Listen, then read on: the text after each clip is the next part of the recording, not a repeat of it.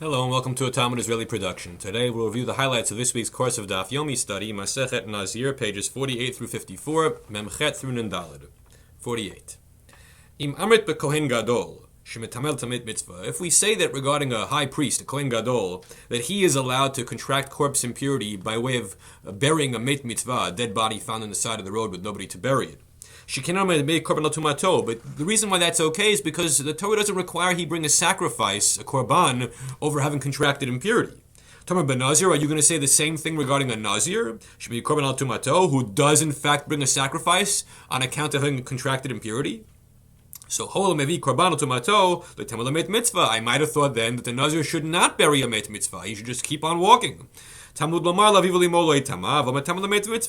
Torah tells us for his mother and father he doesn't contract impurity, but it comes to exclude the mitzvah from this law. That a Nazir, like the Kohen Gadol, and despite the fact that there are korbanot involved, will bury a mitzvah.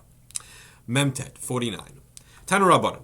Achar peritirato shel Rabbi Meir. After Rabbi Meir died, Amar lehem Rabbi Yehuda. Rabbi Yehuda said to the students, the Talmidav, the students of Rabbi Meir, Ayikansu Talmid Rabbi Meir lekan, that they're not allowed to enter into his yeshiva. That his yeshiva, Rabbi Yehuda's yeshiva, is barred to the students of Rabbi Meir. Why? They should counter him because they're troublemakers. They're Weisenheimers. They're not coming to study Torah with sincerity.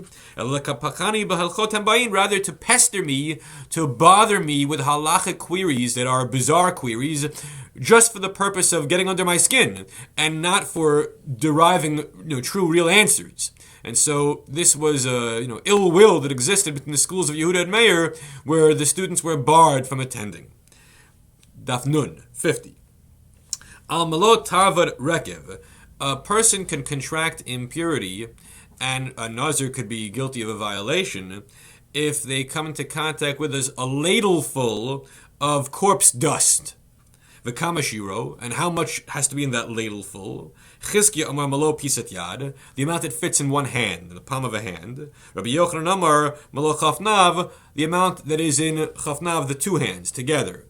So the pisat yad is a smaller definition, a lower threshold. The malo chafnav is a higher threshold. Nun Aleph 51.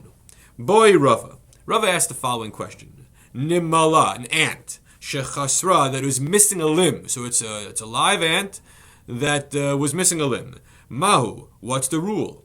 So now, if a person were to consume that ant, shiura gemirin la v'lachaser, do we have a measurement which is the totality of the body and it's missing, so therefore you're not liable?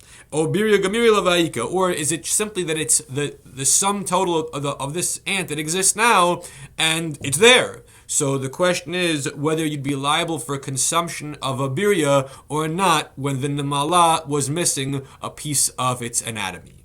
And the answer is taken. We don't have an answer given. Nun bet 52. Rabbi Shimon Omer, Ad Yamav, Rabbi Akiva Metame, Al Ravi Dam Haba Min Hashnayim. That in Rabbi Akiva's lifetime, he would declare that a person could become impure through contact with a revi'it of blood that came from two different dead bodies. However, the question is, did he ever change his mind? And Rabbi Shimon said, Mishemet Chazebo and Yodeya. I don't know if he changed his mind after he died. Now wait a second, how could a person change their mind after they die? That's impossible. Person's dead. So this was a sarcastic comment. And are we allowed to make sarcastic comments about the halachic positions of the great Tanoim, of the great Rabbi Akiva? No. This was inappropriate. And Rabbi Shimon recognized that he had done something irreverent towards his teacher and that he had to atone for that. So what happened? Hushcharu shinapnei taniotav, that the teeth of Rabbi Shimon were blackened over the years as he fasted many, many times and imposed suffering upon himself as a way of atoning for the irreverent comment that he made about Rabbi Akiva.